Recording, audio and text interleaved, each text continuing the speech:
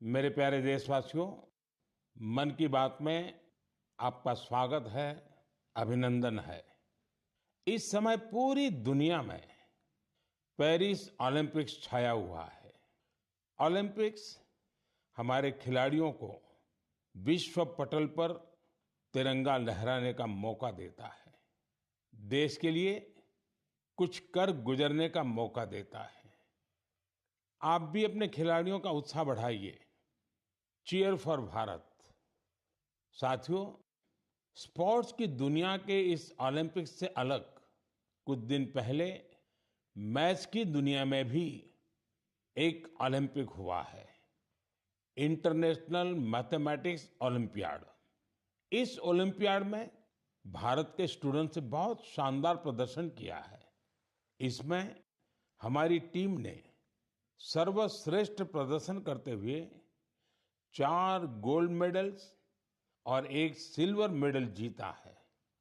International mathematics olympiad, इसमें 100 से ज्यादा देशों के युवा हिस्सा लेते हैं और ओवरऑल टैली में हमारी टीम टॉप 5 में आने में सफल रही है। देश का नाम रोशन करने वाले इन स्टूडेंट्स के नाम है पुणे के रहने वाले आदित्य वेंकट गणेश, पुणे के ही सिद्धार्थ चोपड़ा, दिल्ली के अर्जुन गुप्ता, ग्रेटर नोएडा के कनव तलवार, मुंबई के रुशिल माथुर और गुवाहाटी के आनंदो भादुरी।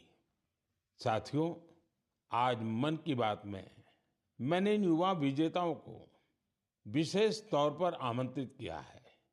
ये सभी इस समय फोन पर हमारे साथ जुड़े हुए हैं।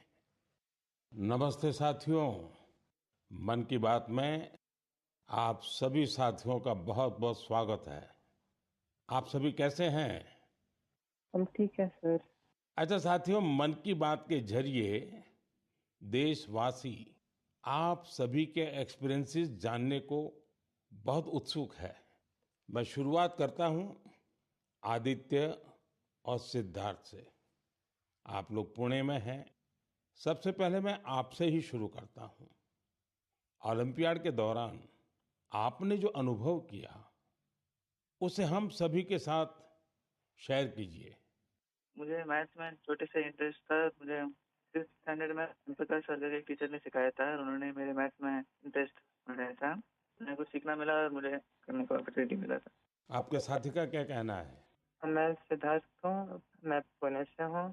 मैं भी क्लास 12 पास किया हूँ। ये मेरा सेकंड टाइम था आईएमओ में।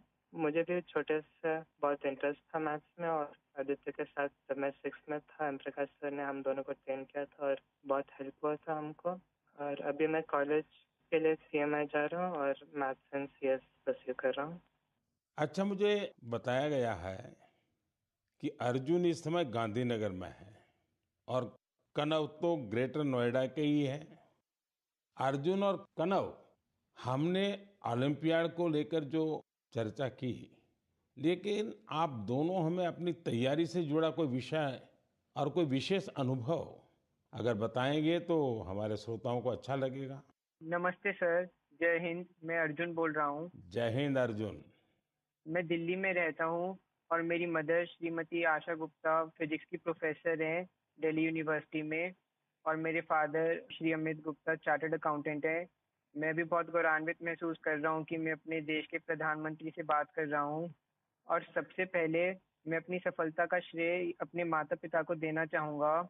मुझे लगता है कि जब एक परिवार में कोई सदस्य एक ऐसे कंपटीशन की तैयारी कर रहा होता है तो केवल उस सदस्य का संघर्ष नहीं होता, पूरे परिवार का संघर्ष होता है। एसेंशियली हमारे पास जो हमारा पेपर होता है उसमें हमारे पास 3 प्रॉब्लम्स के लिए 4.5 घंटे होते हैं, तो एक प्रॉब्लम के लिए 1.5 घंटा। तो हम समझ सकते हैं कि कैसे हमारे पास एक प्रॉब्लम को सॉल्व करने के लिए कितना समय होता है। तो हमें घर पे काफ़ी मेहनत करनी पड़ती है, हमें प्रॉब्लम्स के साथ घंटों लगाने पड़ते हैं। कभी-कभार तो एक-एक प्रॉब्लम के साथ 1 दिन या यहाँ तक कि 3 दिन भी लग जाते हैं। तो इसके लिए हमें ऑनलाइन प्रॉब्लम्स ढूँढनी होती हैं, हम पिछले साल की प्रॉब्लम ट्राई करते हैं और ऐसे जैसे हम धीरे-धीरे मेहनत करते जाते हैं, उससे हमारा एक्सपीरियंस बढ़ता है। हमारी सबसे ज़रूरी चीज़ हमारी प्रॉब्लम सॉल्विंग एबिलिटी बढ़ती है, जो ना कि हमें मैथमेटिक्स में बल्कि जीवन के हर एक क्षेत्र में मदद करती है। अच्छा, मुझे कनव बता सकते हैं कि कोई विशेष अनुभव हो इस सारी तैयारी में, कोई खास जो हमारे नौजवान साथियों को बड़ा अच्छा लगे जान करके? मेरा नाम कनव तलवार है। मैं ग्रेटर नोएडा उत्तर प्रदेश में रहता हूँ और कक्षा 11वीं का छात्र हूँ। मैथ्स मेरा पसंदीदा सब्जेक्ट है और मुझे बचपन से मैथ्स बहुत पसंद है। बचपन में मेरे पिता मुझे पजल्स कराते थे जिससे मेरा इंटरेस्ट बढ़ता गया। मैंने ओलंपियाड की तैयारी 7th क्लास से शुरू की थी, जिसमें मेरी सिस्टर का बहुत बड़ा योगदान है और मेरे पेरेंट्स ने भी हमेशा मुझे सपोर्ट किया। ये ओलंपियाड एचपीसीएसई कंडक्ट कराता है और ये एक 5 स्टेज प्रोसेस होता है। पिछले साल मेरा टीम में नहीं हुआ था और मैं काफ़ी करीब था और ना होने पर बहुत दुखी था। तब मेरे पेरेंट्स ने मुझे सिखाया कि या हम जीतते हैं या हम सीखते हैं और सफ़र मायने रखता है, सफलता नहीं। तो मैं यही कहना चाहता हूँ कि love what you do and do what you love. सफ़र मायने रखता है, सफलता नहीं। और हमें सक्सेस मिलते रहेगा अगर हम अपने सब्जेक्ट से प्यार करें और जर्नी को एंजॉय करें। तो कनव, आप तो मैथमेटिक्स में भी इंटरेस्ट रखते हो और बोलते हैं ऐसे जैसे आपको साहित्य में भी रुचि है। जी सर, मैं बचपन में डिबेट्स और ओरेटिंग्स भी करता था। अच्छा, अब आइए हम आनंदो से बात करते हैं। आनंदो, आप अभी गुवाहाटी में हैं और आपका साथी रुशील आप मुंबई में हैं। मेरे आप दोनों से एक क्वेश्चन है। देखिए, मैं परीक्षा पे चर्चा तो करता ही रहता हूँ और परीक्षा पे चर्चा के अलावा अन्य कार्यक्रमों में भी मैं स्टूडेंट से संवाद करता रहता हूँ। बहुत से छात्रों को मैथ से इतना डर लगता है, नाम सुनते ही घबरा जाते हैं। आप बताइए कि मैथ से दोस्ती कैसे की जाए? सर, मैं रुशिल माथुर हूँ। जब हम छोटे होते हैं और हम पहली बार एडिशन सीखते हैं, हमें कैरी फॉरवर्ड समझाया जाता है, पर हमें कभी ये समझाया नहीं जाता कि कैरी फॉरवर्ड होता क्यों है। जब हम कंपाउंड इंटरेस्ट पढ़ते हैं, हम ये क्वेश्चन कभी नहीं पूछते कि ये कंपाउंड इंटरेस्ट का फॉर्मूला आता कहाँ से। मेरा मानना ये है कि मैथ्स एक्चुअली एक सोचने और प्रॉब्लम सॉल्विंग की एक कला है, और इसलिए मुझे ये लगता है कि अगर हम सब मैथमेटिक्स में एक नया क्वेश्चन जोड़ दें, तो ये क्वेश्चन है कि हम ये क्यों कर रहे हैं, ये ऐसे क्यों होता है। तो आई थिंक इससे मैथ्स में बहुत इंटरेस्ट बढ़ सकता है लोगों का, क्योंकि जब किसी चीज़ को हम समझ नहीं पाते, उससे हमें डर लगने लगता है। इसके अलावा मुझे ये भी लगता है कि मैथ्स, सब सोचते हैं, एक बहुत लॉजिकल सा सब्जेक्ट है, पर इसके अलावा मैथ्स में बहुत क्रिएटिविटी भी इम्पोर्टेंट होती है, क्योंकि क्रिएटिविटी से ही हम out of the box solutions सोच पाते हैं, जो ओलंपियाड्स में बहुत यूजफुल होते हैं। और इसलिए मैथ ओलंपियाड्स का भी बहुत इम्पोर्टेंट रेलेवेंस है मैथ्स के इंटरेस्ट बढ़ाने के लिए। आनंदो, कुछ कहना चाहेंगे? नमस्ते पीएम जी। मैं आनंद खैरव गुवाहाटी से। मैं भी अभी 12वीं कक्षा पास किया हूँ। यहाँ के लोकल ओलंपियाड में 6th और 7th में करता था, वहाँ से ही हुई। ये मेरी दूसरी आईएमओ थी। दोनों आईएमओ बहुत अच्छे लगे। मैं रुशिल जो कहा उससे मैं सहमत हूँ, और मैं ये भी कहना चाहूँगा कि जिन्हें मैथ से डर है उन्हें धैर्य की बहुत जरूरत है। कि हमें मैथ जैसे पढ़ाया जाता है, क्या होता है, एक फार्मूला दिया जाता है, वो रटा जाता है, फिर उस फार्मूला से ही 100 सवाल ऐसे करने पड़ते हैं, लेकिन फार्मूला समझे कि नहीं वो नहीं देखा जाता। सिर्फ सवाल करते ही जाओ, फार्मूला भी रटा जाएगा, और फिर एग्जाम में अगर फार्मूला भूल गया तो क्या करेगा। इसलिए मैं कहूँगा कि फार्मूला को समझो, जो रुशिल कहा था, तो धैर्य से देखो। अगर फार्मूला ठीक से समझे तो 100 सवाल नहीं करने पड़ेंगे, 1-2 सवाल से ही हो जाएंगे, और मैथ्स को डरना भी नहीं है। आदित्य और सिद्धार्थ, आप जब शुरू में बात कर रहे थे तब ठीक से बात हो नहीं पाई। अब इन सारे साथियों को सुनने के बाद आपको भी जरूर लगता है कि आप भी कुछ कहना चाहते होंगे। क्या आप अपने अनुभव अच्छे ढंग से शेयर कर सकते हैं? बहुत सारे दूसरे देशों से इंटरैक्ट किया था, बहुत सारे कल्चर्स थे, और बहुत अच्छा था दूसरे स्टूडेंट्स से इंटरैक्ट करने के, और बहुत सारे फेमस मैथमेटिशियंस थे। हाँ आदित्य। बहुत अच्छा एक्सपीरियंस था मैम। उधर हमें उन्होंने पर्थ सिटी को घुमा के दिखाया था, उधर बहुत अच्छे अच्छे व्यूज दिखे थे और पार्क्स लेके गए थे, और हमें ऑक्सफोर्ड यूनिवर्सिटी को भी लेके गए थे, तो वो भी बहुत अच्छा अनुभव था। चलिए साथियों, मुझे बहुत अच्छा लगा आप लोगों से बात करके, और मैं आपको बहुत बहुत शुभकामनाएं देता हूं, क्योंकि मैं जानता हूं इस प्रकार के खेल के लिए काफी फोकस एक्टिविटी करनी पड़ती है, दिमाग खपा देना पड़ता है। और परिवार के लोग भी कभी कभी तंग आते हैं कि ये क्या गुणा भाग करता रहता है। लेकिन मेरी तरफ से आपको बहुत बहुत शुभकामनाएं हैं। आपने देश का मान बढ़ाया है, नाम बढ़ाया है। धन्यवाद दोस्तों। Thank you sir. धन्यवाद। Thank you. Thank you sir. जय हिंद। धन्यवाद सर। जय हिंद, जय हिंद। आप सभी स्टूडेंट से बात करके आनंद आ गया। मन की बात से जुड़ने के लिए आप सभी का बहुत बहुत धन्यवाद। मुझे विश्वास है कि मैथ्स के इन युवा महारथियों को सुनने के बाद दूसरे युवाओं को मैथ्स को एंजॉय करने की प्रेरणा मिलेगी। मेरे प्यारे देशवासियों, मन की बात में अब मैं उस विषय को साझा करना चाहता हूं जिसे सुनकर हर भारतवासी का सिर गर्व से ऊंचा हो जाएगा। लेकिन इसके बारे में बताने से पहले मैं आपसे एक सवाल करना चाहूंगा। क्या आपने चराई देऊ मैदान का नाम सुना है? अगर नहीं सुना तो अब आप ये नाम बार बार सुनेंगे और बड़े उत्साह से दूसरों को बताएंगे। असम के चराई देऊ मैदान को यूनेस्को वर्ल्ड हेरिटेज साइट में शामिल किया जा रहा है। इस लिस्ट में यह भारत की 43वीं लेकिन नॉर्थ ईस्ट की पहली साइट होगी। साथियों, आपके मन में ये सवाल जरूर आ रहा होगा कि चराई देऊ मैदान आखिर है क्या और ये इतना खास क्यों है? चराई देऊ का मतलब है shining city on the hills, यानी पहाड़ी पर एक चमकता शहर। ये अहोम राजवंश की पहली राजधानी थी। अहोम राजवंश के लोग अपने पूर्वजों के शव और उनकी कीमती चीजों को पारंपरिक रूप से मैदान में रखते थे। मैदान टीले नुमा एक ढांचा होता है जो ऊपर मिट्टी से ढका होता है और नीचे एक या उससे ज्यादा कमरे होते हैं। ये मैदान अहोम साम्राज्य के दिवंगत राजाओं और गणमान्य लोगों के प्रति श्रद्धा का प्रतीक है। अपने पूर्वजों के प्रति सम्मान प्रकट करने का ये तरीका बहुत यूनिक है। इस जगह पर सामुदायिक पूजा भी होती थी। साथियों, अहोम साम्राज्य के बारे में दूसरी जानकारियां आपको और हैरान करेगी।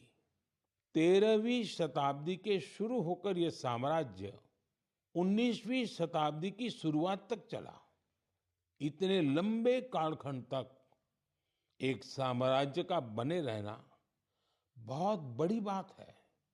शायद अहोम साम्राज्य के सिद्धांत और विश्वास इतने मजबूत थे कि उसने इस राजवंश को इतने समय तक कायम रखा।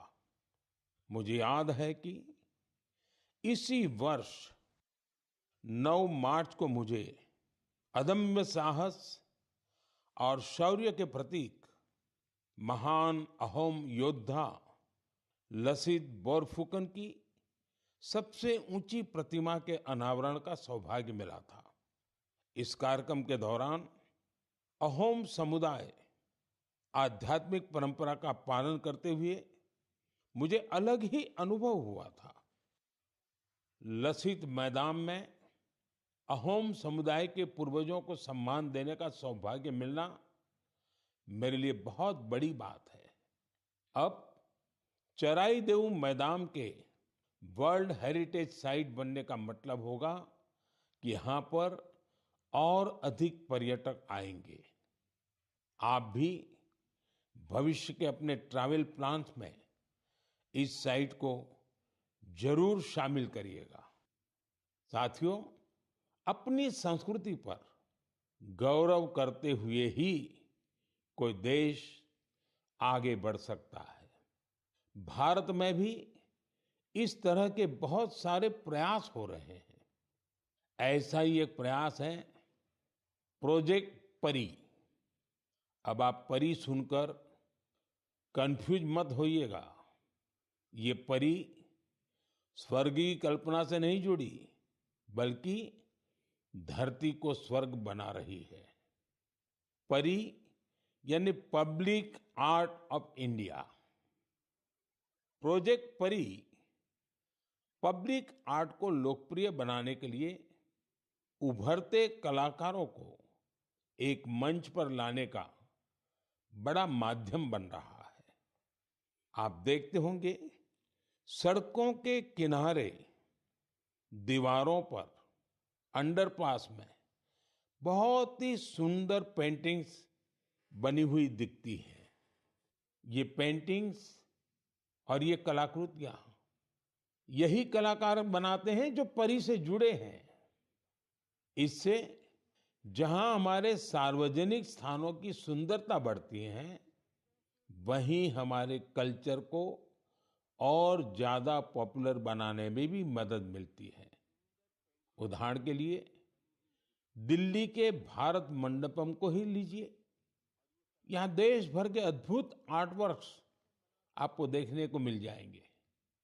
दिल्ली में कुछ अंडरपास और फ्लाईओवर पर भी आप ऐसे खूबसूरत पब्लिक आर्ट देख सकते हैं।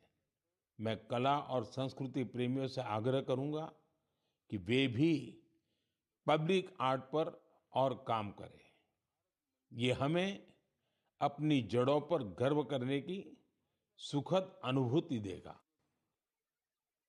मेरे प्यारे देशवासियों, मन की बात में अब बात रंगों की, ऐसे रंगों की जिन्होंने हरियाणा के रोहतक जिले की 250 से ज्यादा महिलाओं के जीवन में समृद्धि के रंग भर दिए हैं। हथकरघा उद्योग से जुड़ी ये महिलाएं पहले छोटी छोटी दुकानें और छोटे मोटे काम कर गुजारा करती थी, लेकिन हर किसी में आगे बढ़ने की इच्छा तो होती ही होती है। इसलिए इन्होंने उन्नति सेल्फ हेल्प ग्रुप से जुड़ने का फैसला किया और इस ग्रुप से जुड़कर उन्होंने ब्लॉक प्रिंटिंग और रंगाई में ट्रेनिंग हासिल की। कपड़ों पर रंगों का जादू बिखेरने वाली ये महिलाएं आज लाखों रुपए कमा रही है। इनके बनाए बेड कवर, साड़ियां और दुपट्टों की बाजार में भारी मांग है। साथियों, रोहतक की इन महिलाओं की तरह देश के अलग अलग हिस्सों में कारीगर हैंडलूम को लोकप्रिय बनाने में जुटी हैं।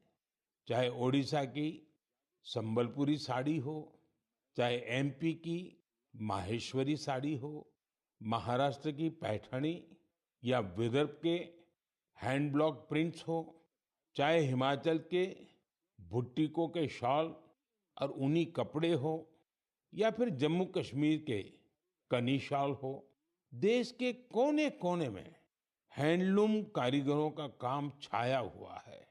और आप ये तो जानते ही होंगे, कुछ ही दिन बाद 7 अगस्त को हम नेशनल हैंडलूम डे मनाएंगे। आजकल जिस तरह हैंडलूम उत्पादों ने लोगों के दिलों में अपनी जगह बनाई है, वो वाकई बहुत सफल है, जबरदस्त है। अब तो कई निजी कंपनियां भी एआई के माध्यम से हैंडलूम उत्पाद और सस्टेनेबल फैशन को बढ़ावा दे रही है। Kosha AI, handloom India, D junk, Nova tags, Brahmaputra fables, ऐसे कितने ही स्टार्टअप्स भी हैंडलूम उत्पादों को लोकप्रिय बनाने में जुटे हैं। मुझे ये देखकर भी अच्छा लगा कि बहुत से लोग अपने यहाँ के ऐसे लोकल प्रोडक्ट्स को पॉपुलर बनाने में जुटे हैं। आप भी अपने लोकल प्रोडक्ट्स को #myproductmypride के नाम से सोशल मीडिया पर अपलोड करें। आपका ये छोटा सा प्रयास अनेकों लोगों की जिंदगी बदल देगा। साथियों, हैंडलूम के साथ साथ मैं खादी की बात भी करना चाहूंगा। आप में से ऐसे कई लोग होंगे जो पहले कभी खादी के उत्पादों का उपयोग नहीं करते थे, लेकिन आज बड़े गर्व से खादी पहनते हैं। मुझे ये बताते हुए भी आनंद आ रहा है, खादी ग्रामोद्योग का कारोबार पहली बार 1.5 लाख करोड़ रुपए के पार पहुंच गया है। सोचिए, 1.5 लाख करोड़ रुपए। और जानते हैं खादी की बिक्री कितनी बढ़ी है? 400%। खादी की, हैंडलूम की ये बढ़ती हुई बिक्री बड़ी संख्या में रोजगार के नए अवसर भी बना रही है। इस इंडस्ट्री से सबसे ज्यादा महिलाएं जुड़ी हैं, तो सबसे ज्यादा फायदा भी उन्हीं को हो रहा है। मेरा तो आपसे फिर एक आग्रह है, आपके पास भांति भांति के वस्त्र होंगे और आपने अब तक खादी के वस्त्र नहीं खरीदे, तो इस साल से शुरू कर लें। अगस्त का महीना आ ही गया है। ये आजादी मिलने का महीना है, क्रांति का महीना है।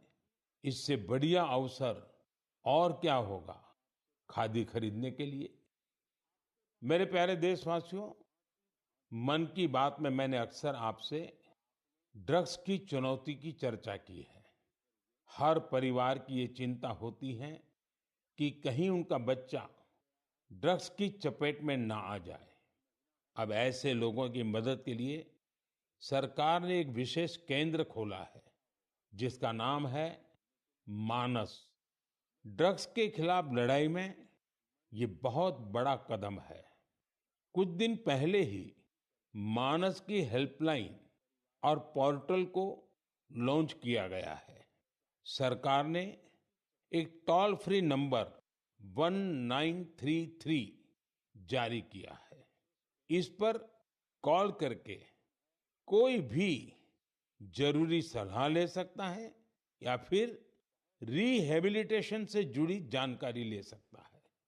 अगर किसी के पास ड्रग्स से जुड़ी कोई दूसरी जानकारी भी है, तो वो इसी नंबर पर कॉल करके नारकोटिक्स कंट्रोल ब्यूरो के साथ साझा भी कर सकते हैं। मानस के साथ साझा की गई हर जानकारी गोपनीय रखी जाती है। भारत को ड्रग्स फ्री बनाने में जुटे सभी लोगों से, सभी परिवारों से, सभी संस्थाओं से मेरा आग्रह है कि मानस हेल्पलाइन का भरपूर उपयोग करें। मेरे प्यारे देशवासियों, कल दुनिया भर में टाइगर डे मनाया जाएगा। भारत में तो टाइगर्स, बाघ हमारी संस्कृति का अभिन्न हिस्सा रहा है। हम सब बाघों से जुड़े किस्से कहानियां सुनते हुए ही बड़े हुए हैं। जंगल के आसपास के गांव में तो हर किसी को पता होता है कि बाघ के साथ तालमेल बिठाकर कैसे रहना है।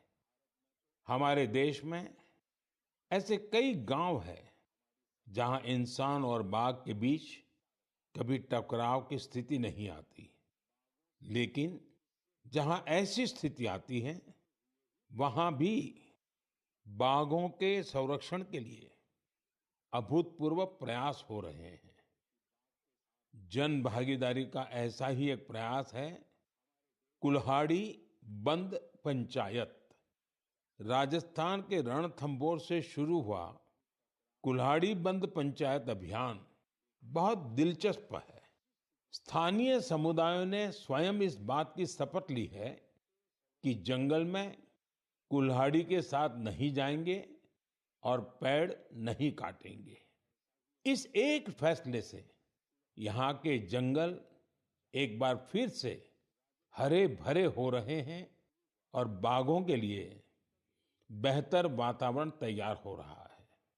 साथियों, महाराष्ट्र का ताडोबा अंधारी टाइगर रिजर्व बाघों के प्रमुख बसेरों में से एक है। यहाँ के स्थानीय समुदायों, विशेषकर गोंड और माना जनजाति के हमारे भाई बहनों ने इको टूरिज्म की ओर तेजी से कदम बढ़ाए हैं। उन्होंने जंगल पर अपनी निर्भरता को कम किया है ताकि यहाँ बाघों की गतिविधियां बढ़ सकें।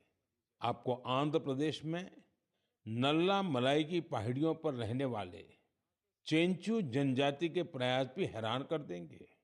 उन्होंने टाइगर ट्रैकर्स के तौर पर जंगल में वन्य जीवों के मूवमेंट की हर जानकारी जमा की। इसके साथ ही वे क्षेत्र में अवैध गतिविधियों की निगरानी भी करते रहे हैं। इसी तरह उत्तर प्रदेश के पीलीभीत में चल रहा बाघ मित्र कार्यक्रम भी बहुत चर्चा में है। इसके तहत स्थानीय लोगों को बाघ मित्र के रूप में काम करने की ट्रेनिंग दी जाती है। ये बाघ मित्र इस बात का पूरा ध्यान रखते हैं कि बाघों और इंसानों के बीच टकराव की स्थिति न बने। देश के अलग-अलग हिस्सों में इस तरह के कई प्रयास जारी हैं। मैंने यहाँ कुछ ही प्रयासों की चर्चा की है, लेकिन मुझे खुशी है कि जन भागीदारी बाघों के संरक्षण में बहुत काम आ रही है। ऐसे प्रयासों की वजह से ही भारत में बाघों की आबादी हर साल बढ़ रही है। आपको ये जानकर खुशी और गर्व का अनुभव होगा कि दुनिया भर में जितने बाघ हैं, उनमें से 70% बाघ हमारे देश में है। सोचिए, 70% बाघ। तभी तो हमारे देश के अलग-अलग हिस्सों में कई टाइगर सेंचुरी है। साथियों, बाघ बढ़ने के साथ-साथ हमारे देश में वन क्षेत्र भी तेजी से बढ़ रहा है। इसमें भी सामुदायिक प्रयासों से बड़ी सफलता मिल रही है। पिछले मन की बात कार्यक्रम में आपसे एक पेड़ मां के नाम कार्यक्रम की चर्चा की थी। मुझे खुशी है कि देश के अलग-अलग हिस्सों में बड़ी संख्या में लोग इस अभियान से जुड़ रहे हैं। अभी कुछ दिन पहले स्वच्छता के लिए प्रसिद्ध इंदौर में एक शानदार कार्यक्रम हुआ। यहाँ एक पेड़ मां के नाम कार्यक्रम के दौरान एक ही दिन में 2 लाख से ज्यादा पौधे लगाए गए। अपनी मां के नाम पर पेड़ लगाने के इस अभियान से आप भी जरूर जुड़ें और सेल्फी लेकर सोशल मीडिया पर भी पोस्ट करें। इस अभियान से जुड़कर आपको अपनी मां और धरती मां दोनों के लिए कुछ स्पेशल कर पाने का एहसास होगा। मेरे प्यारे देशवासियों, 15 अगस्त का दिन अब दूर नहीं है और अब तो 15 अगस्त के साथ एक और अभियान जुड़ गया है, हर घर तिरंगा अभियान। पिछले कुछ वर्षों से तो पूरे देश में हर घर तिरंगा अभियान के लिए सबका जोश हाई रहता है। गरीब हो, अमीर हो, छोटा घर हो, बड़ा घर हो, हर कोई तिरंगा लहराकर गर्व का अनुभव करता है। तिरंगे के साथ सेल्फी लेकर सोशल मीडिया पर पोस्ट करने का क्रेज भी दिखता है। आपने गौर किया होगा, जब कॉलोनी या सोसाइटी के एक एक घर पर तिरंगा लहराता है तो देखते ही देखते दूसरे घरों पर भी तिरंगा दिखने लगता है। यानी हर घर तिरंगा अभियान तिरंगे की शान में एक यूनिक फेस्टिवल बन चुका है। इसे लेकर अब तो तरह तरह के इनोवेशन भी होने लगे हैं।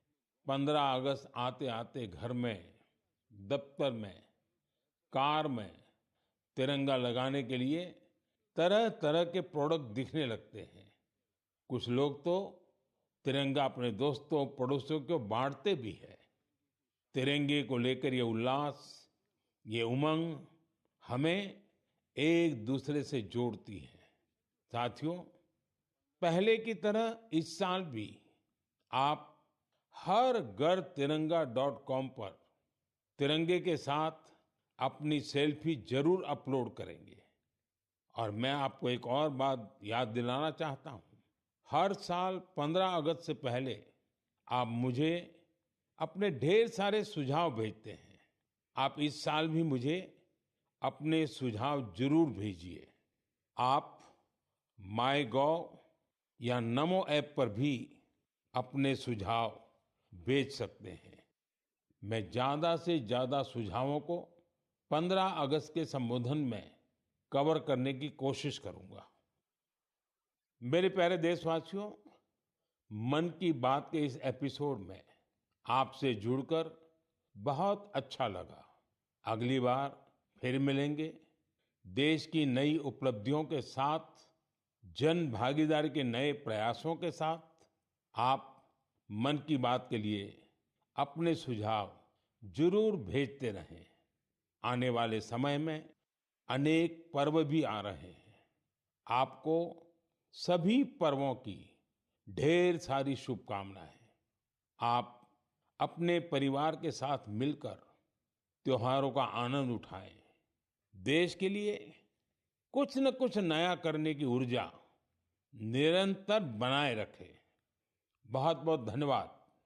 नमस्कार।